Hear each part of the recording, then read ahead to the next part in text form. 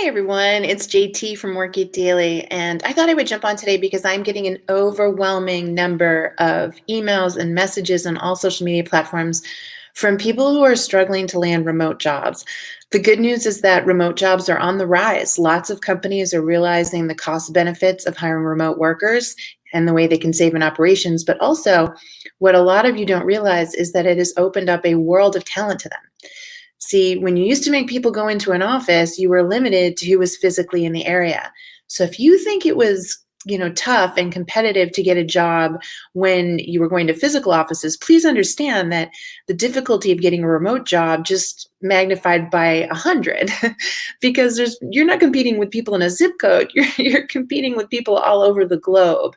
So that's a real concern and something that I have a lot of experience in. So I thought I'd just jump on real quick today and answer that question. So let's take a look at it because I'm sure a lot of you can resonate with this question. And again, thank you to my friend Kristen who sent this.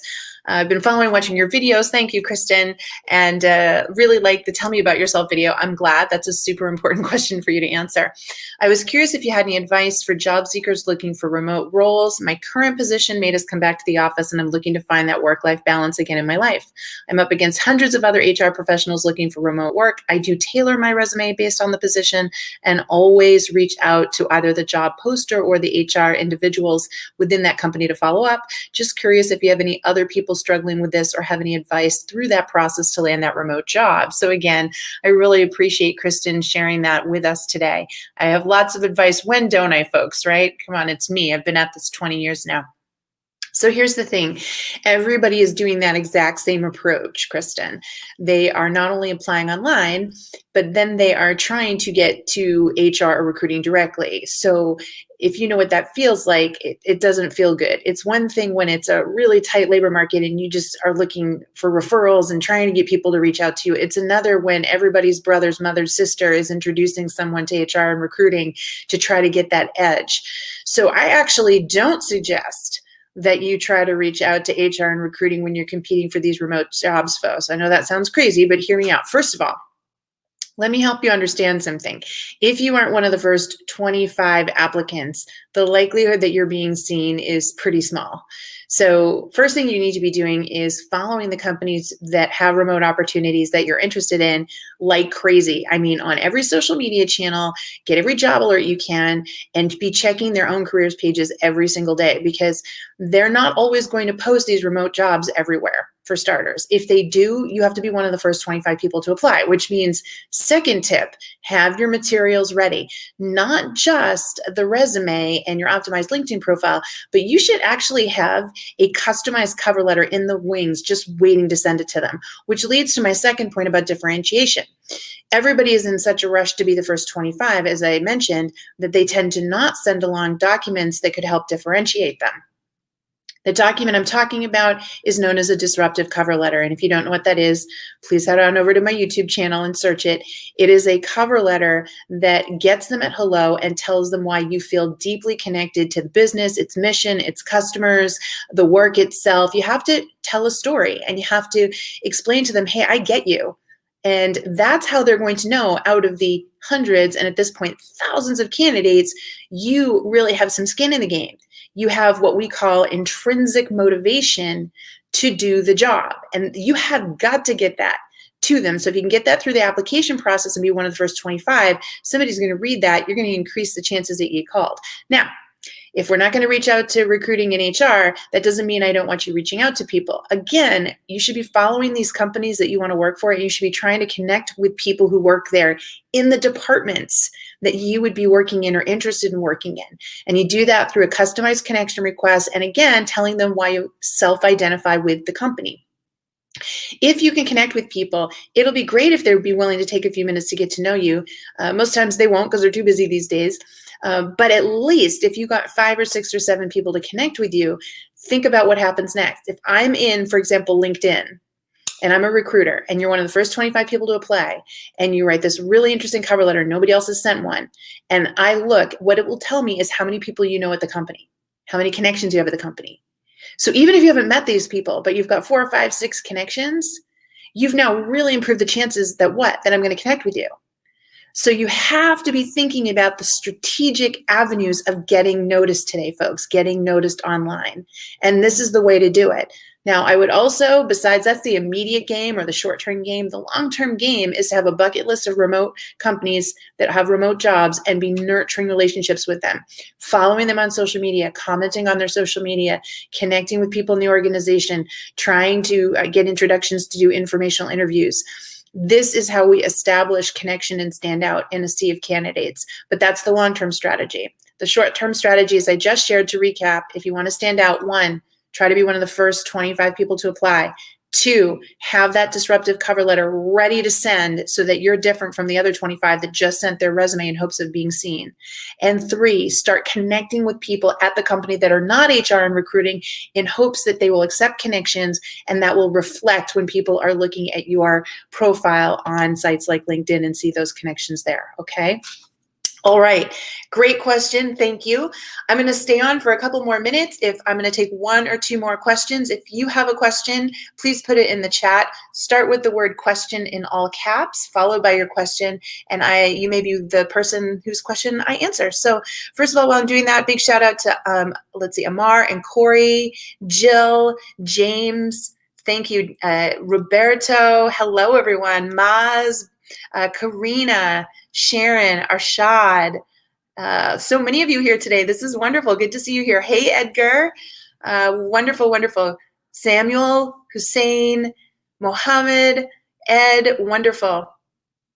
Excellent. Very, very good. I'm seeing lots of good comments there as well. It's really important, as Corey is mentioning, to, again, be one of those first people to apply. It's how you stand out. Very, very important stuff for sure. Excellent. Hey, Doug. Again, folks, I'm going to take 1 or 2 more questions today if you're open to it. If you've got a question regarding job search, let me know. All right, we've got a LinkedIn user here who's asking. Let's see. The question is, what is the best interview question to ask? Well, it really depends on the interview. The most important thing to do, obviously, is to ask questions. But for me, it's about thinking first as a human being. So if I haven't had a chance to get to know the person that's interviewing me better, I'm always going to start with a question around, tell me how you ended up at the organization, or tell me how you landed in this type of work. I want to get to know them better. I want to understand them and give them a chance to talk and share their story. The second thing I'm always going to do is ask them about how my job or the job I'm interviewing for would tie in with their job. Because anybody that's interviewing you folks is deciding in that moment whether you will make their life easier or harder. And as you can imagine, they're going to hire the person that they feel will make their life easier. So when you ask a clarifying question around that fact, you're essentially saying, how can I make your job easier? How will I make your life easier? What do I need to do in this role in order to make that happen? So a question around that would be really important. And then lastly, you understand that you are the aspirin, not the vitamin.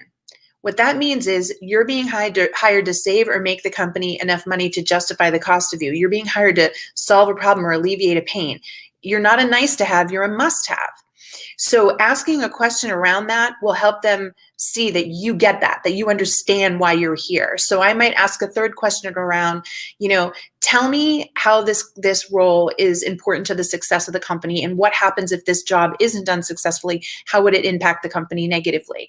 That's a really great question to help them see that you understand the financial implications of a job well done. There are a lot more questions like that. I actually teach a very, very comprehensive interview prep class over at Work It Daily. We are the gym membership for your career. We have multiple membership levels, and the first one starts at $9.99 a month, which is intentionally less than Netflix and gives you access to all of our video training. And I'll tell you, our interview playbook it's unbelievable. So if you would like a lot more questions that you can ask, as well as understanding how the interview process works, what questions you'll be asked, how to answer those questions, how to follow up, all of that stuff. That's all in that video training. And I've put the link today in the session if you want to go grab it. I promise you, best $10 you ever spend in your life, folks, on your career. And I'm just going to grab this follow-up question from Sanjay, which is, what kinds of questions are more pertinent to the interviewer when offered by the interviewer? So I think what you're asking, if I understand this correctly, is which questions do they care about more? And the obvious answer is going to be the ones that directly relate to them in their work. which is why that method that I just shared with you works so well, because the first question is about them. The second question is about how we would work together. And the third question is, what do I need to do to be successful in this job so I don't let anybody down? Because if you choose me, I'm on the hook to be successful. So you got to think about the psychology of these questions that you ask in order to make sure that you're doing them correctly. Does that make sense? Wonderful. All right, I'm going to take one more from William. William says, do you think practicing public speaking and video speaking is really helpful, like Toastmasters groups? Oh, okay, sorry, hard to see. I do. I think that they're wonderful. I don't think they're for everyone. I don't think everybody wants to take the time to go to a Toastmasters event. I know they're virtual now too. I personally am a huge fan of just video recording yourself and playing it back. Show of hands here. How many of you have ever done that? It is hugely transformational and you don't need to show it to anybody. Turn on a video camera like Zoom and record a session and answer all the questions and watch what happens and then play it back to yourself. You'll find if you're saying too many ums and ahs, or if there's a certain word you say repeatedly, you will see if you're looking into the camera. You'll see if you stop having facial expressions. You'll see if you move around too much or swivel in your chair. You'll be able to pick up on a lot of the basics around that. I also think it's very helpful for you to work with a career coach on that. So for example, inside our program, people will pay for a 30-minute session where they do that. And then the career coaches actually point out all those things and give them that feedback and let them do it again. So if you have the bandwidth to do that, honestly, I think that's a more efficient use of your time than just going to Toastmasters. If you want to do public speaking, Toastmasters or a group like that's the answer. But a lot of times I think people feel like they have to go do those just to get better at interviewing, when in reality, there's enough that you can do on your own or with a career coach to tighten that up so that you can knock it out of the park. Okay, excellent. All right, everybody. Well, thank you so much again. This was just a quick session. I'm going to be doing more of these. So if you have a question that you'd like me to answer, you can see that Kristen sent one and I cut her name and information out to protect her identity. But if you want to message me one here on LinkedIn, I'm going to be trying to be doing these on a more frequent basis and then staying afterwards to answer a few more questions related to that question. So hoping to create more value here in a timely manner on LinkedIn. Would love your thoughts, ideas, and feedback in the comments below. Otherwise, I hope this was really helpful and I will see you again soon. Okay. Take care, everyone. Bye-bye.